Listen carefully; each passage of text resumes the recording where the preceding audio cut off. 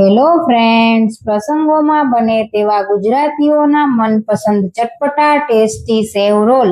ઘરે ખૂબ જ સરળતાથી બનાવવા માટે ગાજર અને વટાણાને અધકચરા વાટી થોડા અમથા તેલમાં સાતળીને ઠંડા થવા દઈશું. હવે બટેટાને મેશ કરી એમાં આપણે ગાજર વટાણાનું મિશ્રણ, પલાળેલા પૌવા, વાટેલા આદુ મરચાં, લાલ મરચું, હળદર, ધાણા જીરું, મીઠું, ચાટ મસાલો, આમચૂર પાવડર, ગરમ મસાલો, ખાંડ,